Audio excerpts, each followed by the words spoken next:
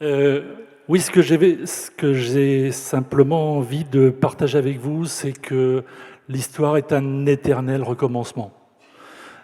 Si juste après la Deuxième Guerre mondiale, en Espagne, on se rendait compte déjà que des jeunes ne venaient plus naturellement vers les métiers, des jeunes étaient un petit peu dans la morosité, juste après-guerre. Enfin voilà, il a fallu créer, innover. Et c'est la raison pour laquelle un Espagnol a eu ce réflexe extraordinaire de dire, voilà, il faut que les jeunes parlent aux jeunes. Quelle innovation! Il faut que les jeunes parlent aux jeunes pour dire ce qu'ils font, pour dire comment on peut se réaliser dans la vie, parce que certainement que les adultes étaient déjà en panne. C'est la raison pour laquelle il y a eu ce mouvement qui a été créé, qui ne s'appelait pas encore WorldSkills International comme aujourd'hui, qui s'appelait rien du tout d'ailleurs, et les Espagnols se sont dit, ben voilà, ce personnage a dit, il faut que l'on copie ce qui se passe dans les Jeux Olympiques. C'est magnifique, il y a une jeunesse dans l'excellence qui va au bout de ses compétences, au bout de ses possibilités, et qui donne envie à d'autres, voire à des jeunes, voire des très jeunes, de se réaliser et peut-être de les copier. Et puis quelque part, donner aussi envie au monde des adultes de se dire « mais tout n'est pas foutu, c'est intéressant ». Et c'est la raison pour laquelle il a inventé ce moment de mettre en compétition deux métiers, vous imaginez, en situation de travail, vous imaginez, situation de travail pour donner envie à des jeunes de pratiquer un métier, puis d'apprendre, non pas un métier, mais d'apprendre par le métier. Ça, c'est une innovation. Et puis bien sûr, parce qu'on a besoin de fast, et déjà la jeunesse de l'époque, certains d'entre nous étaient déjà dans cette jeunesse-là, eh bien, avaient besoin de fast, avaient besoin de fierté, raison pour laquelle, eh bien voilà, ils ont représenté leur pays Espagne. Et dans les premiers temps, donc déjà dès 1947, ce sont 500 jeunes qui se sont mis en compétition dans une quinzaine de métiers, deux conditions.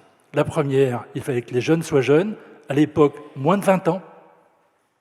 Mais ce n'est pas une nouveauté, vous savez, il y a 8 siècles, les maîtres d'œuvre des cathédrales avaient 35 ans. Donc que les jeunes soient jeunes, moins de 20 ans. Deuxième condition, il fallait que ça se passe devant le public. Donc un concours d'excellence d'un métier fait par des jeunes pour montrer à d'autres jeunes devant le public. Eh bien, nous sommes toujours sur ce modèle-là aujourd'hui. Et ce qui est intéressant, c'est qu'en 1953, déjà les Espagnols se disent « mais ça marche, c'est pas possible ». Donc il faut qu'on intéresse d'autres pays. Donc ils se sont rapprochés des Portugais. Et il y a eu une première confrontation Espagne-Portugal. Et puis ça a marché. Donc ils se sont ouverts à d'autres nations, la Belgique, la Suisse, l'Allemagne, l'Angleterre, le Maroc et la France. Et la France avec un jeu de circonstances, tout simplement parce qu'il y avait un prêtre qui était en Espagne, qui était français, fils d'un compagnon maréchal Ferrand. Il a dit à son père, alors à l'époque on ne téléphonait pas, on écrivait, il a écrit à son père en disant « Papa, il y a un truc intéressant, je pense que ça serait bien pour les compagnons ». Et puis voilà, un personnage chez les compagnons a attrapé deux jeunes qui faisaient leur tour de France. « Tu fais quoi le week-end prochain ?» Prends ta caisse à outils et puis nous voilà partis. Donc il est parti avec un serrurier, avec un menuisier, et puis ils ont rapporté une médaille d'or, une médaille d'argent, et depuis 1953, la France, alors grâce aux Compagnons du Devoir, jusque dans les années 90, les Compagnons du Devoir représentaient la France, puis en 90, ils se sont dit on ne peut pas représenter la France, c'est pas possible, c'est pas nous la France. C'est beaucoup plus large que ça, la France. C'est beaucoup plus méritant que cela, la France.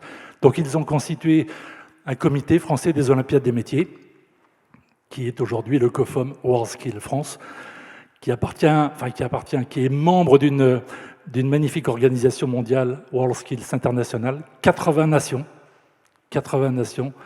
qui, tous les 2 ans, proposent dans une ville, dans quelques jours ou dans quelques semaines, plutôt à Kazan en Russie, de faire participer 1600 jeunes issus de 80 nations, compétition de métiers.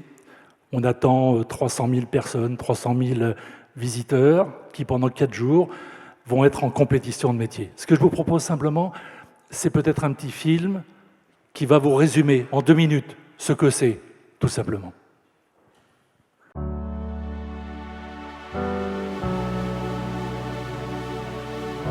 Ils ont fraternisé avec des jeunes de toutes les nations. Ils ont communié avec les 500 supporters français qui les ont accompagnés à Abu Dhabi.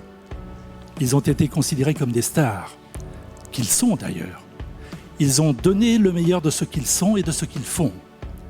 Ils ont fait honneur à la France en se classant 7e nation du monde.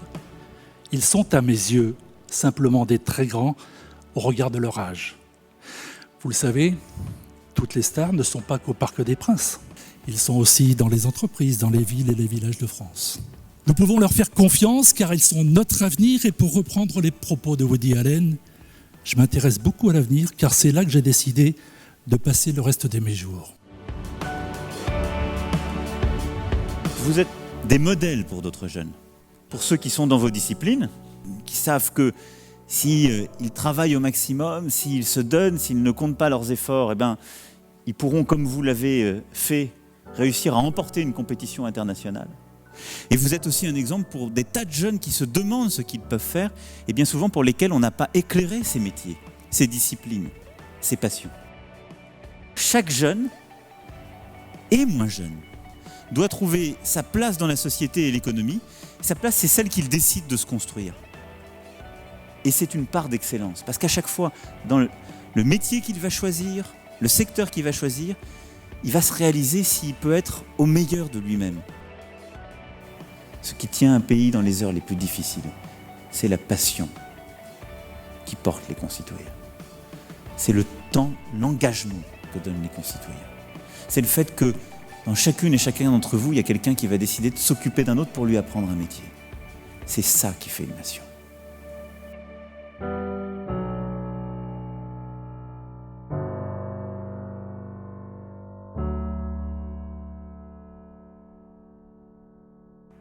Où en sommes-nous aujourd'hui? Eh bien, l'équipe de France se prépare pour aller à Kazan au mois d'août, affronter 79 autres nations.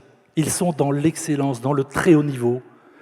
Cela fait des mois, voire des années qu'ils se préparent de manière à aller au bout de leur performance, parce que être en compétition pendant 4 jours devant 300 000 personnes, c'est extrêmement compliqué, surtout quand on a moins de 23 ans. Et comme un bonheur n'arrive jamais seul, eh bien nous avons décidé, la France a décidé d'être candidate pour accueillir la compétition mondiale à Lyon en 2023. Ça va se décider le 21 août, comme pour les Jeux Olympiques.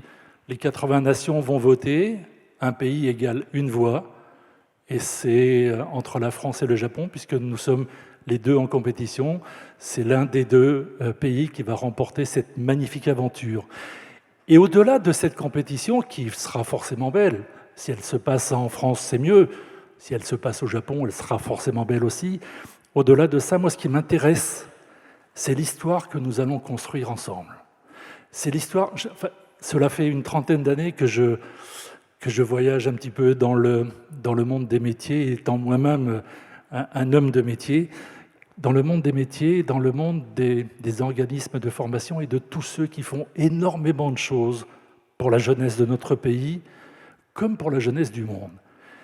Et je me dis, bon sang, si on pouvait canaliser toute cette énergie, faire ensemble, mettre de côté les égos et les logos, si ensemble on pouvait se capitaliser nos compétences de manière à promettre une vie qui sera tout à fait intéressante pour la jeunesse de notre pays comme pour la jeunesse de l'ensemble du monde, parce que cette jeunesse-là, contrairement à ce qu'on dit trop souvent, elle est formidable, et j'ai l'occasion de le voir extrêmement souvent, ce qu'ils sont capables de faire.